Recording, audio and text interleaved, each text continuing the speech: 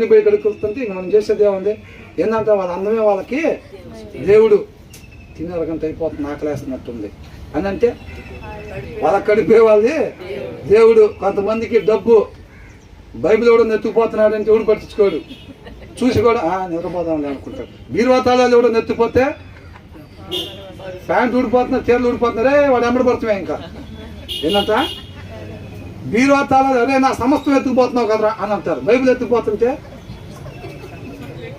అరే నీకు దేనికి పనికిరాదు, నేను కూడా ఓ మోక మీద పెట్టించా.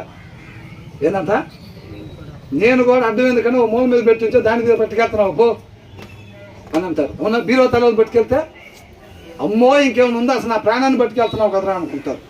వాడు ఫెయిర్ అండ్ లవ్లీ ప్యాకెట్ తీసుకెళ్తున్నాడు అనుకో, ఫెయిర్ అండ్ లవ్లీ ప్యాకెట్ తీసుకెళ్తే సుప్రీంకోర్టులో వేయచ్చు కేసు. ఇంకా అవునా? నా సమస్తం వేసారు, ఆల్రెడీ వేసారండి. అయ్యే షార్ట్స్లో చూసి వాడు వేసిన ఒక ఎందుకైతే అవునా? కొంతమంది డబ్బు, కొంతమంది పిల్లల్ని ఎత్తుకెళ్తే పిల్లలే వాళ్ళకి దేవుడు. కొంతమందికి ఏందంట పిల్లలే దేవుడు, వాళ్ళని చూసి మురుసుకుంటా ఉంటారు. మనం అతిశయించాలంటే దేన్ని బట్టి అతిశయించాలంట? దేవుడిని బట్టి అతిశయించాలి. యెహోవాని బట్టి మాత్రమే మనం అతిశయించాలంటే కొంతమంది పిల్లల్ని టిఫిన్ చేయడానికి ఇంకేం చేస్తాము? వాడిని చూస్తుంటే టిఫిన్ ఏంటంట, వాడిని చూస్తుంటే టిఫిన్ చేయబుద్ధి అవ్వట్లేదంట, కడుపునే భోజనం చేసిన పాపను చూస్తే భోజనమే చేసినట్టుందంట. అంటే ఎవరు వీళ్ళకి విగ్రహాలు కనపడవలే కానీ వీళ్ళు వాళ్ళనే విగ్రహాల కింద పెట్టుకున్నారంతే. అవునా? కొంతమంది డబ్బు, కొంతమందికి అందం, కొంతమంది పిల్లలు అట్లాంటి విగ్రహాలు తీసుకొచ్చి పెడతారు ఈ రోజుల్లో కనపడకుండా. వాళ్ళు ఏం ఫిజికల్ విగ్రహాలు పెట్టేవాళ్ళు అంతే. ఏదున్నా సరి చేసుకోవాలంటున్నాడు, ఏదున్నా ఫేక్ అంటున్నాడు. ఆయన స్థానం ఎవరికి ఇచ్చినా సరే రేపు బూడిదే అయ్యేదా అంటున్నాడు. అర్థమవుతుందండి? కాబట్టి ఏమంటున్నాడు? ఆ కన్నులుండి చూడవు, చెవులుండి వినవు,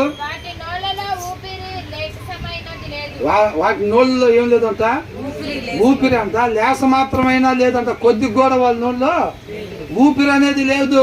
ఊపిరి లేకపోతే ఏం లేదన్నట్టు. అదే శరీరం ఉందిలే కానీ జీవం లేదురా దాంట్లో. ఇంకా ఊపిరి లేకపోతే బాడీలు ఏమంటారు? జీవం లేదు ఇంక దాంట్లో, శవమే అది అంటారు. అంటే అవన్నీ ఏంది? వాళ్ళు మనల్ని ఏమంటారు? రే సువార్త కాదురా మీది, ఏంటంట శవవార్త అంట. ఏంటంట శవవార్త అంట మంది.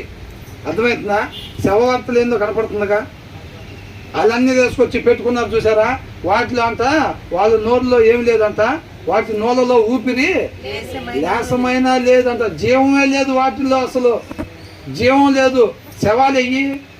అదే లేకపోతే మన దేవుడా పునరుద్ధానుడై తిరిగి లేచిన ఆయన శవం అవుతాడా? లేకపోతే అసలు కనీసం ఊపిరి కూడా లేకుండా నిలబడి